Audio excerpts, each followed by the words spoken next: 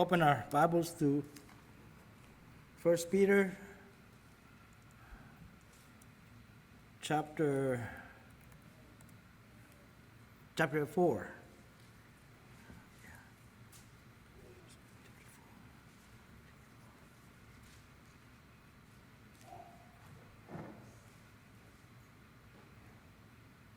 Oh.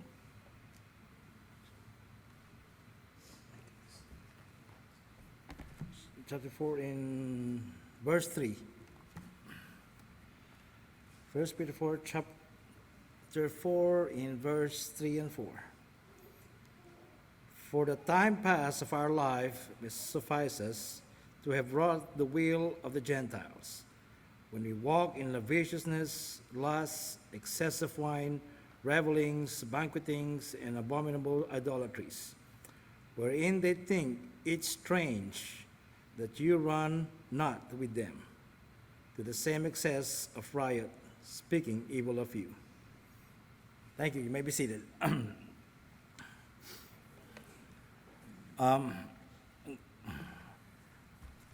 going to open this message with, I entitled my message today, That's Odd, or That's Strange. Okay.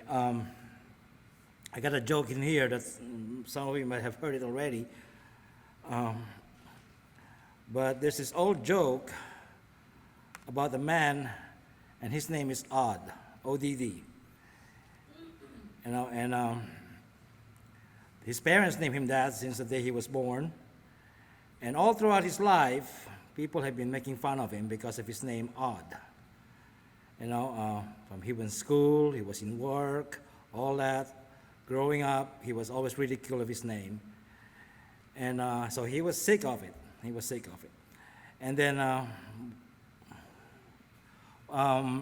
one day, he told his wife that if the time comes when I die, I want you to do something for me. In the tombstone, I want you to write the date of my birth and the date of my death. Don't even write my name on it. Because people have made fun of my name. So the wife said yes. And then the day came that the man, Odd, died. And the wife made true to her promise. Had a tombstone, and all that is written in that tombstone was the date of his birth and the date of his death. And then, when people walk in the cemetery and they saw this tombstone with nothing but the date of their birth and the date of death, they ask themselves in question, isn't that odd? So they're just strange things in life, folks. Odd things in life, strange things in life. I'm going to show you something in here. I hope you can read it in the back. Yeah. I hope you can read in the back. Was that? Anybody can read that? Somebody. Right. Yeah. Now read it backwards. Read it from here to here and here to here. Read it backwards. It's still race car. Race car going there, race car going there. So that's odd. Okay, that's odd. They say Islam is a religion of peace, so they say. But then there's no peace in the Middle East. Isn't that odd? In every end of the TV show, who among you watched Dog the Bounty Hunter? But in the end of the TV show, Dog the Bounty Hunter, the people hold hands together and they pray. But all throughout the show, they're cussing. They're cussing like sailors. That's so odd. That's so odd, folks. Let me see. Hold on. I'm going to let you read one more thing over here. Now read this. Oops.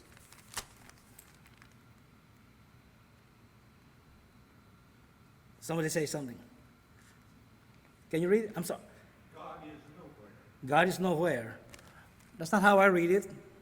God is now here. That's what it says. right?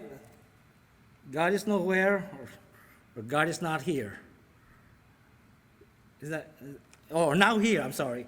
God is now here, or God is nowhere. You know, that's, again, did you all see that? Yeah, you all see that? So then, again, that's kind of strange. That's kind of strange. That's odd. You know, it's really odd that people are in our community here in Toombs County find Landmark Baptist Church strange or odd because we believe in the virgin birth of the Lord Jesus Christ, yet we don't celebrate Christmas. You know, same as believing in the bodily resurrection of Jesus, yet we don't celebrate Easter. People find it odd. It's odd when some people, why women of our church, Landmark Baptist Church, wear head covering, you know, or having the Lord's Supper, and non-believers and non-members cannot partake in it. People find that odd. You know, Brother Paul gets invited to a community ecumenical service, and when he refused to go, supposedly to a prayer meeting, you know, pastors in the area find him odd why a pastor will not come and pray with them. You know, in our Bible conference, when we invite people and they find out there are 17 preachers speaking, they think it's odd or strange to listen to that many speakers. And you know what? So do I. I find it odd too. It's strange to me listening to 17 preachers, you know, and all I can take is 2 preachers, especially if they're talking about the same theme. It's enough for me, you know. And yes, genuine followers of the Lord are known to be odd or strange. The Bible talks about them as peculiar people. You know, Christians do not think and act like the world around them, for they are God's own special people. You know, they have different allegiance. 1 Peter 2:9 says that. You are a chosen people of royal priesthood. You know, they now follow, serve, and obey God rather than man. Acts chapter 5 and verse 29 says, we ought to obey God rather than men. And Christians today ought to follow a different creed, one that comes from heaven. You know, 1 Thessalonians 2:13, that you receive the word of God, which you heard, you receive it not as the word of man. They now worship a different God. James 4:23-24. And it says, when the true worshipers will worship the Father in spirit and truth. For the Father is seeking such to worship. You know, and they also have different hopes. Christians, genuine Christians should have different hopes. Colossians 3:1-3 says that they had to set up their minds to things above. So they are naturally seen as different and strange from the rest of the world, since they don't follow the mainstream of society today. They do not let the world define them and set their standards for them, what is right or wrong, because genuine Christians today have been transformed in a new life. You know, but somehow genuine Christians do act strange and do act odds sometimes. So strange that their Christianity can be questioned. Red flags are fluttering all over people's heads for everyone to see and hear about some so-called Christians today. Mark Twain said, if Jesus were to come and live on earth today, there's one thing he would not want to be called. That's a Christian. You know, it's different to be, you know, the word Christian today means a hill of beans to a lot of people. You know, it means nothing anymore to a lot of people. A woman said one time, and I've said this before, I know, because he's still single, he hasn't gotten married yet. Somebody somebody was asking her, "Why are you still single? Haven't gotten married? Are you looking for a Christian boy?" And the woman said, "No, I'm not looking for a Christian boy. I'm looking for a godly man." See, that's a difference. There's a difference between being a Christian and being godly. You know, It's odd, folks, that we do things. Praying to God for 3 minutes looks too long for most Christians. But 2 hours in the movie, it's not enough. That's odd. You give $20 to the church as an offering, that's too much for some Christians, $20. But that's too small when we go out to eat. Isn't that odd? 2 hours of church service is too long. But watching a movie ain't. That's odd. It's strange how hard for us to read one chapter in the Bible, but not a novel. It's strange how Christians today stay up all night on Facebook, but can't stay 5 minutes on the faith book. That's odd. It's odd.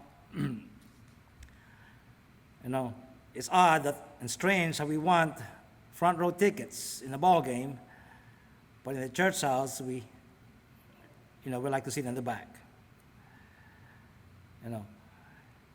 It's odd and strange how loud we can sing country music and all this rap music, but our mouths stay silent when we sing our songs in a hymnal.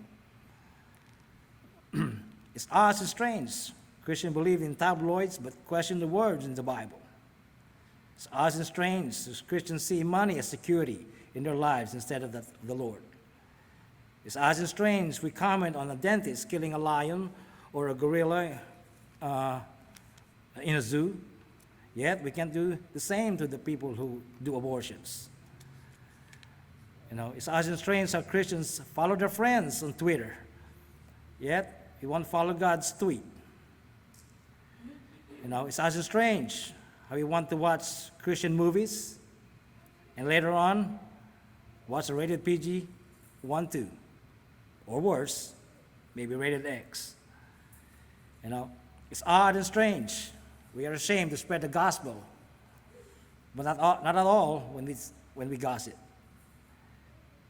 It's odd and strange. We find our trials of our faith, strange. Now, it's odd and strange. A lot of Christians, we see a lot of Christians, they're early for work, but they're late for church services all the time.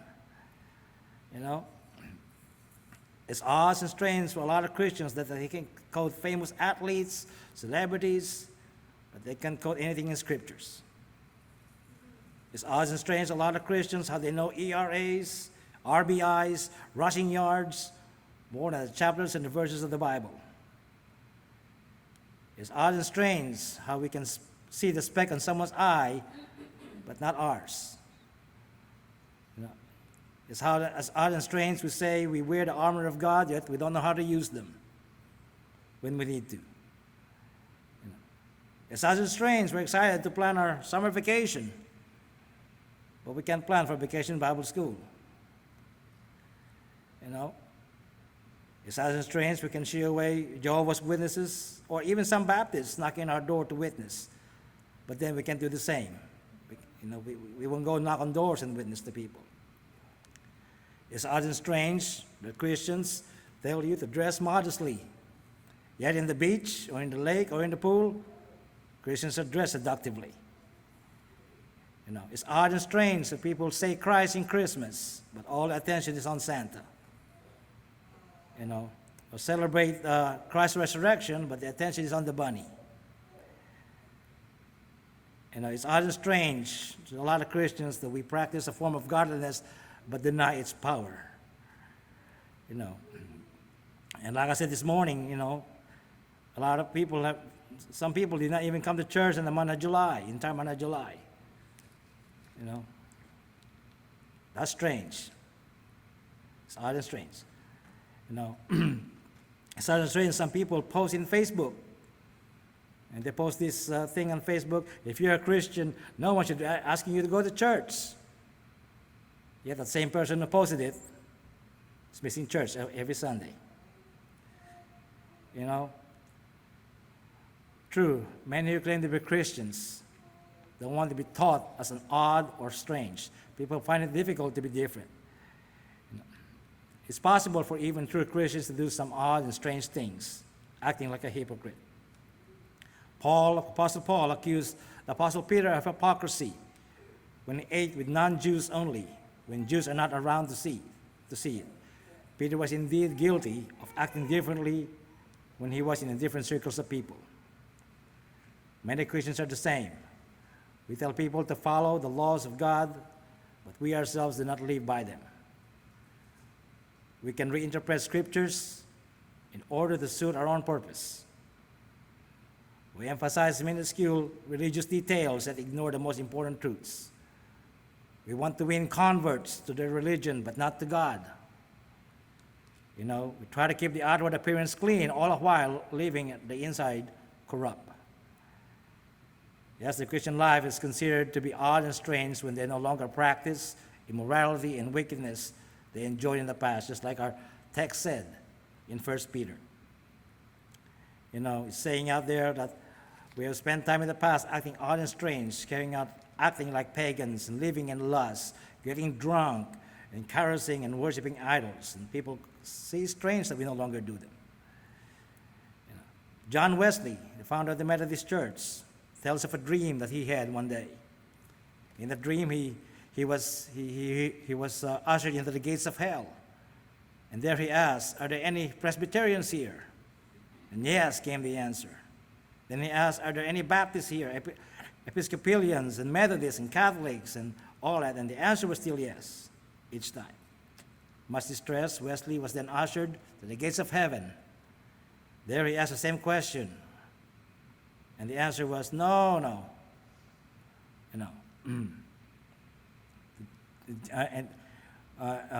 There are no Presbyterians here, no Catholics here, no Baptists in here. And John Wesley answered, "Who is inside then?" And the answer came back, "There are only Christians here." Christians are those who are not just Christians, but true Christians. Christians that talk the walk, whose garments are pure and spotless. Christians that are Christians in public and not Christians in private. Christians that are Christians every day, not just Sunday and Wednesday Christians like Brother Jim tells people. We need Christians out there that are not secretly sinning, not lying, not quarreling, and all that. They are Christians not by religion, but by experience. Christianity is a religion that doesn't take any. Christianity as a religion doesn't take anyone to heaven. It's Christianity as a lifestyle that is identified to be in heaven. Yes, I know you're not saved by good works, but a person is a person. A saved person is a person of good works. And we Christians are to be careful. We are to be careful. Because if you proclaim to be a Christian, a true Christian, and you're not living like it, you're not talking like one, when your testament does not match your testimony, don't be surprised when people ask themselves in wonder about you, "Isn't that odd? Isn't that odd?" Well, that's my message today. God bless you all. Thank you.